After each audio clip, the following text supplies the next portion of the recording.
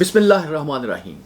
معزز خواتین و حضرات، آپ کے علم میں ہے اور ہر مسلمان جانتا ہے کہ دنیا پر تقریباً 1000 سال تک مسلمانوں نے حکومت کی. عباسیوں نے حکومت کی، ترکوں نے حکومت کی، مغلوں نے حکومت کی، اور پھر یہ حکومتیں جو ہیں، یہ سلطنتیں جو ہیں، یہ زوال کا شکار ہوئیں. دنیا بھر میں اس پہ بہت ریسرچ ہوئی ہے، بہت زیادہ کام ہوا ہے کہ مسلمانوں نے عروج کیسے حاصل کیا اور مسلمان کو جو زوال ہے وہ کس طرح ان کے مقدر میں بنا. وہ کون سی چیزیں تھیں جن کی وجہ سے مسلمانوں کو زوال کا شکار ہونا پڑا. تو اس سلسلے میں بے شمار کتابیں لکھی گئی ہیں، بے شمار مضامین لکھے گئے ہیں، کچھ ہم نے اس سلسلے میں پروگرامز بھی کیے ہیں. آج ہم خاص طور پہ عثمانی سلطنت کی بات کریں گے. عثمانی سلطنت جو ہے یہ تاریخ میں اس کی بہت ہی غیر معمولی اہمیت ہے. مسلمانوں کے ہاں تو اس کی اہمیت ہے کہ جو ترک سلطان ہوتا تھا اس سے جو بر صغیر کے جو حکمران ہوتے تھے مسلمان، وہ بھی ایک طرح سے سند لیتے تھے، ایک طرح سے اسے ایک منواتے تھے کہ جی اس سے ایک اپروول لیتے تھے. یہ جو سند ہوتی تھی یا یہ جو ایک طرح سے آشیرواد ہوتی تھی، یہ علامتی ہوتی تھی، لیکن بہرحال اس کی ایک اہمیت جو ہے وہ ہوتی تھی. تو ترک جو تھے انہوں نے عثمانی سلطنت کو اتنا بڑا کر دیا تھا کہ بحیرہ روم جو ہے اس میں ترک ہی ترک تھے. اور یہ بات جو ہے یہ بہت پرانی نہیں ہے کہ مائیں جو ہیں یورپ میں اپنے بچوں کو ترکوں سے ڈراتی تھی کہ وہ آئیں گے اور حملہ کر لیں گے، قبضہ کر لیں گے. ترکوں نے جو یہ غیر معمولی ترقی حاصل کی، یہ اپنی فوج کو ترقی دے کے حاصل کی، یہ انہوں نے اپنے بحری بیڑے کو ترقی دے کے حاصل کی. ایک طرف وہ سعودی عرب، یروشلم، شام، ادھر ان کے قبضے تھے. پھر انہوں نے ہنگری اور فرانس تک جو ہے ان کے اثرات جو تھے ترکوں کے پھیلے ہوئے تھے. اور ترک جو تھے ایک طرح سے اس وقت پوری اس یورپ پہ ڈومینیٹ تھے. جو کہا یہ جاتا ہے کہ جو پہلے روم کی سلطنت تھی اس سے کہیں زیادہ بڑی جو ہے سلطنت عثمانیہ تھی. مگر پھر یہ سلطنت جو ہے یہ زوال کا شکار ہو گئی. اس کا عروج اور زوال جو ہے اس کو مختلف لوگوں نے اس کا جائزہ لیا ہے. آج ہم بنیادی طور پہ پال کینیڈی کی کتاب ہے عظیم طاقتوں کے عروج و زوال کے متعلق، جس نے گزشتہ صدی میں بہت غیر معمولی ایک شہرت حاصل کی اور اس کو ایک ریفرنس کے طور پہ دیکھا جاتا ہے. اس میں جو انہوں نے ان کے عروج کا تذکرہ کیا ہے، ان کے زوال کا تذکرہ کیا ہے، اس کا ہم بڑا جائزہ لیں گے. بڑی تفصیل سے تو نہیں لے سکتے اس پروگرام میں، لیکن ہم ان سارے عوامل کا جائزہ لیں گے جنہوں نے اسے ترقی دی. ترکوں کی یورپ پہ جو برتری تھی اس کی وجہ تو ظاہر ان کی فوج تھی، فوج کے ساتھ ان کی ایڈمنسٹریشن تھی. ایڈمنسٹریشن جو ہے اس کے ساتھ ظاہر ہے کہ بادشاہ تھا. تو آج کل تو جو ترکی ڈرامے ہیں اس میں جو بادشاہ کو دکھایا جاتا ہے وہ یہی دکھایا جاتا ہے کہ وہ محلاتی سازشوں میں مصروف ہے، ملکہ جو ہے وہ سازشیں کر رہی ہے، امیر سازشیں کر رہے ہیں. یہ ایک ایسی تصویر ہے سلطنت عثمانیہ کی جو میں سمجھتا ہوں کہ بالکل غلط تصویر ہے، کیونکہ سلطان سلیمان کی ملکہ کو دکھایا گیا ایک ڈرامے میں. تو وہ ایکچولی سلطان سلیمان جو ہے وہ تو بڑا زبردست ایک حکمران تھا اور اس نے بہت زیادہ ایک اقتدار کیا تھا. اب یوں سمجھیں کہ کوئی 42 لاکھ کلومیٹر پہ ترکوں کی حکومت تھی اور یہ بہت بڑی حکومت تھی اس زمانے میں.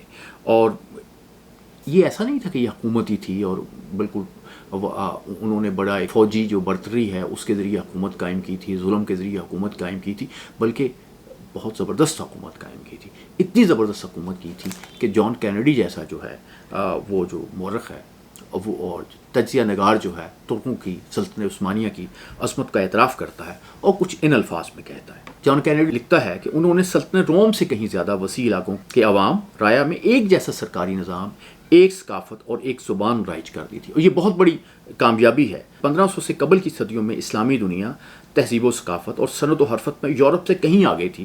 اس کے شہر نہایت وسیع، روشنی سے معمور اور صاف ستھرے ہوتے تھے.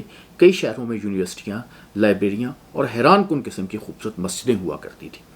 وہ کارخانے قائم کرنے، بندوق بنانے میں بڑا اہم رول ادا کرتے تھے. روشنی کے مینار تعمیر کرتے تھے. گھوڑوں کی نسلیں تیار کرنے میں ان کو بڑا کمال حاصل تھا. بلکان میں عثمانی سلطنت ہے اس نے عیسائی نوجوانوں کو مستقبل کا جانباز سپاہی بنانے کا نظام وضع کیا تھا. معزز خواتین و حضرات، ایک سلطنت عثمانیہ کی جو طاقت ہے یا آپ سمجھیں اس کے عروج میں ایک بہت اہم بات یہ ہے کہ انہوں نے پوری دنیا کے جو لوگ تھے انہیں اکٹھا کیا تھا اور اپنی سلطنت جو ہے اس کا حصہ بنایا تھا، اور انہوں نے اس میں بڑا رول ادا کیا تھا۔ مثلا یہ جب اسپین پہ قبضہ ہو گیا، عیسائی قبضہ ہو گیا، تو سب سے پہلے تو انہوں نے مسلمانوں سے کہا کہ آپ کے پاس 3 آپشن ہیں۔ پہلا آپشن یہ ہے کہ آپ عیسائی ہو جائیں، دوسرا آپشن یہ ہے کہ آپ ملک چھوڑ دیں، تیسرا آپشن یہ ہے کہ آپ کو قتل کر دیا جائے گا۔ تو بہت سے لوگ جو تھے وہ تو پھر وہاں سے نکلے ہیں۔ تو مسلمانوں کے پہ جب یہ حکم نازل ہوا، اس کے کوئی 3-4 ماہ کے بعد انہوں نے یہودی جو تھے ان پہ بھی یہ حکم نازل کیا کہ وہ بھی وہاں سے نکلیں گے، اور اگر وہ نہیں نکلتے تو پھر وہ عیسائی ہو جائیں یا پھر انہیں قتل کر دیا جائے گا۔ تو معزز خواتین و حضرات، اسپین سے بھی جو لوگ یہودی تھے اور بڑے اس میں قابل لوگ تھے، وہ آئے اور اس کو انہوں نے جو سلطنت عثمانیہ کے لوگ تھے انہوں نے اس کو جگہ دی، انہیں عزت دی، انہیں پیسہ دیا۔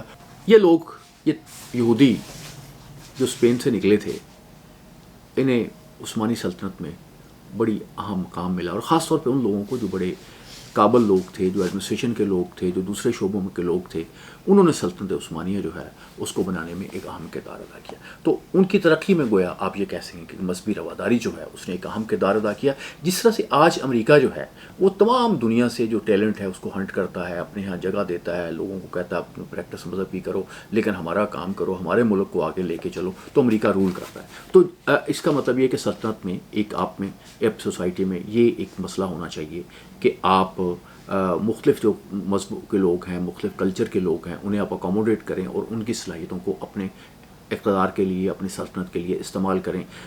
ماضی میں یہ ترک استعمال کرتے رہے، جب یہ وہاں صلاحیت کم ہوئی تو پھر وہاں زوال شروع ہو گیا۔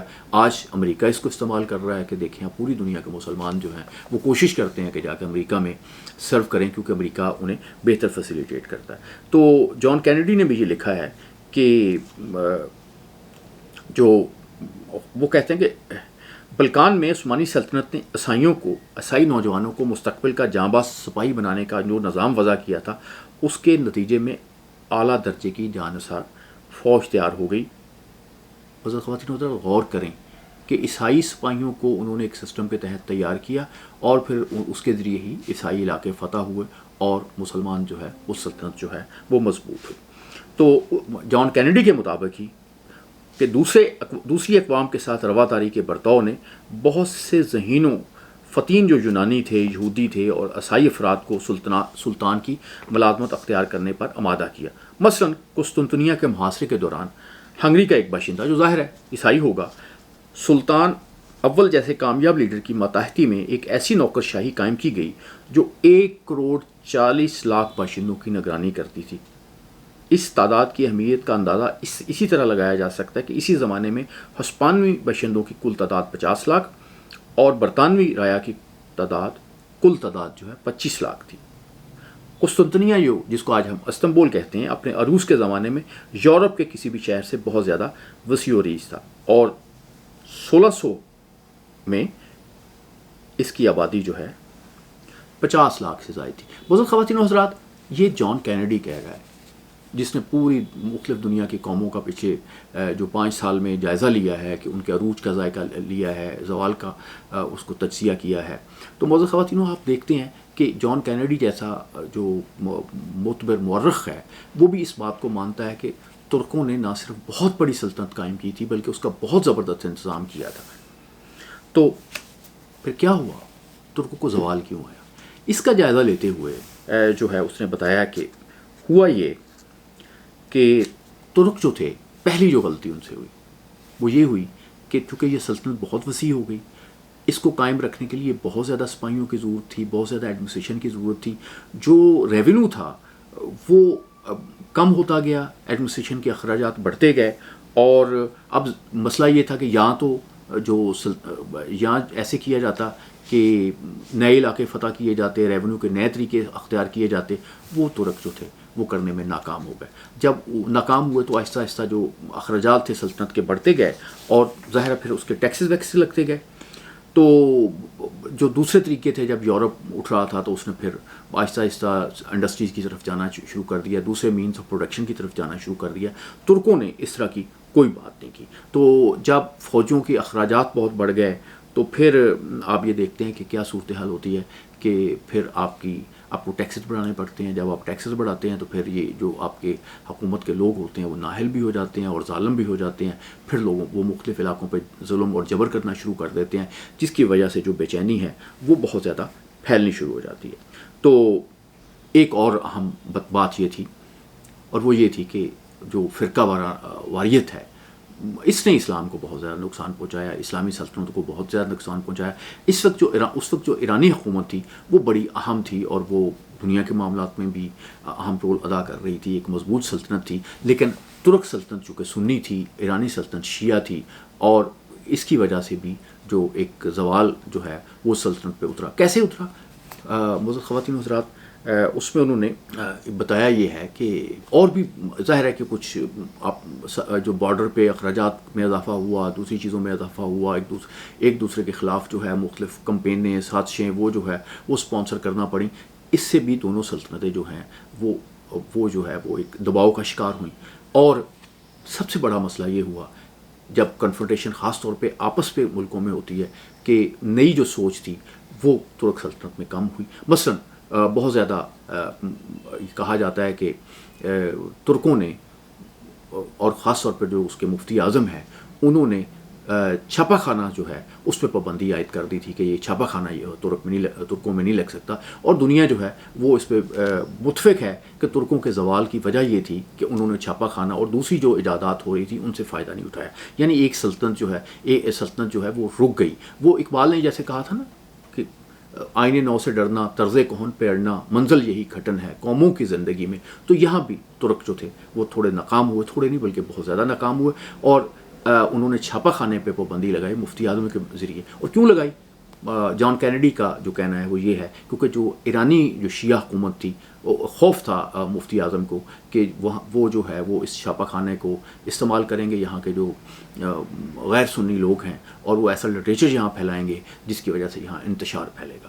تو ایک طرح سے نئے خیالات کو روکنے کا جو طریقہ ہے وہ خود ان کی جو سلطنت ہے اس کو لے بیٹھا. اور ایک بہت اہم بات اس نے یہ کہی ہے کہ ایک جو احمق سلطان ہے وہ پوری جو سلطنت ہے اس کو اس طرح سے متزلزل کر سکتا تھا کہ پورے جو اس کے دشمن جو ہیں وہ بھی مل جاتے تو وہ نہیں کر سکتے تھے. یعنی ترک عثمانیہ سلطنت کو جو سب سے زیادہ نقصان پہنچایا وہ نااہل سلطانوں نے پہنچایا. آپ نے پڑھا ہوگا, سنا ہوگا کہ کس طرح سے جو بادشاہ بنتے تھے وہاں پہ سلطان بنتے تھے. وہ پروسیس جو تھا وہ کوئی بڑا ایک خوفناک پروسیس تھا جس میں جو ایک سلطان بن جاتا تھا بہت سے شہزادوں میں, اور جو باقی بچتے تھے انہیں قتل کر دیا جاتا تھا کیونکہ ان کے ہوتے ہوئے بغاوت کا خطرہ ہوتا تھا. اس سے بھی جو نالائق لوگ ہیں وہ ہوئے. ایک چیز اور میں عرض کرنا چاہوں گا کہ سلطنت روم کا جو زوال ہے اس میں یہ کہا جاتا ہے کہ جو شہزادے تھے وہ اپنا زیادہ وقت جو تھے وہ گزارتے تھے غلاموں کے ساتھ. تو غلاموں کی جو ٹریٹس ہیں, غلاموں کی جو خوبیاں ہیں وہ شفٹ ہو جاتی تھی شہزادوں میں.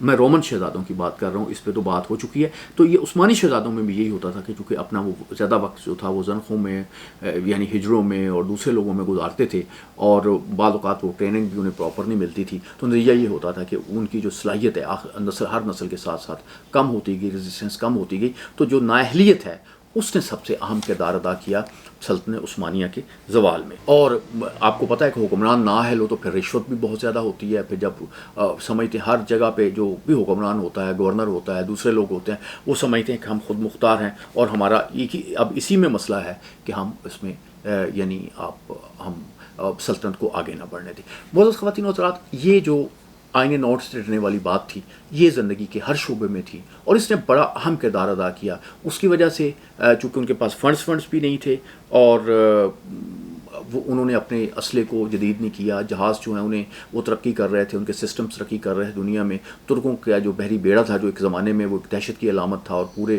بحیرہ روم پہ چھایا ہوا تھا, وہ بوسیدہ ہو گیا اور اس میں اتنی اہلیت نہیں رہی کہ وہ جو یورپی خطرات تھے جو ان کا مقابلہ کر سکتا. لیکن پھر میں اصل بات کروں گا کہ جو سلطنت عثمانیہ کو سب سے زیادہ خطرہ پڑا وہ باہر سے نہیں, وہ اندر سے پڑا, اور وہ یہ تھا جو سلطانوں کی نااہلیت تھی. اور پھر یہ جو بات ہم نے کی ہے کہ یہ لوگ جو ہے نئی چیزیں اڈاپٹ کرنے سے ڈرتے تھے, تو ایک پلیگ کا جو ہے مرض پھیلا اس زمانے میں, اور یعنی طاعون کا مرض چوہوں سے پھیلتا تھا. تو یہ اس سے بڑے شہر تباہ ہوئے, بہت لنڈن جو ہے اس میں بھی طاعون کی وبا نے بہت تباہی مچائی تھی، لیکن سلطنت عثمانیہ جو ہے اس کو بھی تباہ کرنے میں پلیگ کا بہت اہم رول ہے، اور اس کی وجہ یہ کہ پلیگ کو روکنے کے جو بھی نئے طریقے تھے، جو بھی چیزیں تھیں، اس کو انہوں نے بڑا ریزسٹ کیا کہ اس کو یوز نہیں کیا، اور یوز نہ کرنے کی وجہ سے بڑی جو عثمانیہ جو سلطنت کی اس کی آبادی تھی، بہت اہم لوگ تھے، وہ ہلاک ہوئے۔ اور کتنی ایک اس دور میں، خاص طور پہ زوال کے دور میں، جو جاہلیت ہے، توہم پرستی ہے، کس حد تک پڑ جاتی ہے کہ ایک رصد گاہ بنی ہوئی تھی، اس کو اس لیے تباہ کر دیا گیا کہ یہ پلیگ پھیلانے کا مرکز ہے، اس کو تباہ کر دیا جائے۔ تو گویا ترکوں نے سائنس کی جو ترقی ہے اس کو بھی روکا۔ تو معزز خواتین و حضرات، یہ سلطنت یوں آپ یوں کہیں کہ سلطنت کے بہت وسیع ہونے کی وجہ سے، اخراجات میں بے پناہ اضافے کی وجہ سے، سلطانوں کے اور ایڈمنسٹریٹرز کے نااہل ہونے کی وجہ سے، اور نئی ایجادات، نئے آئیڈیاز کو اپنانے میں ناکامی کی وجہ سے تباہ ہوئی۔ آج بھی بہت سے لوگ جو ہیں جب اپنی سلطنت کی بات کرتے ہیں، حکومتوں کی بات کرتے ہیں، اور یا مسلمان حکومتوں کی بات کرتے ہیں، تو ان عوامل پہ نظر رکھتے ہیں۔ اب آپ دیکھیں کہ امریکہ کی ترقی کی وجہ یہ ہے کہ امریکہ میں ایک ایسی رواداری ہے، ایک ڈائیورسٹی کا نام جسے دیا گیا ہے، کہ ہر کلچر سے، ہر معاشرے سے، ہر مذہب کے لوگ وہاں جاتے ہیں، وہ اپنے مذہبی فرائض بھی ادا کرتے ہیں، مذہبی رسومات بھی ادا کرتے ہیں، اور انہیں خاص آزادی بھی حاصل ہے، اور ان کا مذہب، ان کا کلچر ان کی ترقی کے راستے میں رکاوٹ نہیں بنتا۔ امریکہ جو ہے اس کی کامیابی کی سب سے بڑی وجہ ڈائیورسٹی ہے، مختلف آئیڈیاز ہیں، وہ ہر چیز پہ جو ہے وہ ایک طرح سے آپ سے لٹ لے کے نہیں پڑ جاتے، وہ اتحاد کی جو ہے اس برکت پہ یقین نہیں رکھتے۔ وہ کہتے ہیں کہ اختلاف رائے میں جو برکت ہے، جو مختلف لوگوں میں نیچرلی اختلاف ہوتا ہے، اس میں ایک برکت ہے۔ لوگوں کو مذہبی طور پہ اختلاف کرنے دیں، لیکن قومی ترقی میں اور دوسرے معاملات میں، ٹیکنالوجی میں، جب تک وہ اپنا رول درست طور پہ ادا کرتے ہیں، انہیں میکسیمم جو ہے وہ نوازا جائے۔ اور اس کا نتیجہ کیا نکلتا ہے کہ آج امریکہ جو ہے اس میں مسلمان بھی رول پلے کر رہے ہیں، یہودی بھی کر رہے ہیں، عیسائی بھی کر رہے ہیں، اور سارے لوگ جو ہیں وہ کر رہے ہیں، تو معاشرہ آگے بڑھ رہا ہے۔ تو آپ یوں سمجھیں کہ سلطنت عثمانیہ جو ہے اس کی ترقی میں اور اس کے عروج میں سب سے اہم رول جو ہے وہ رواداری نے کیا تھا، مذہبی رواداری نے ادا کیا تھا۔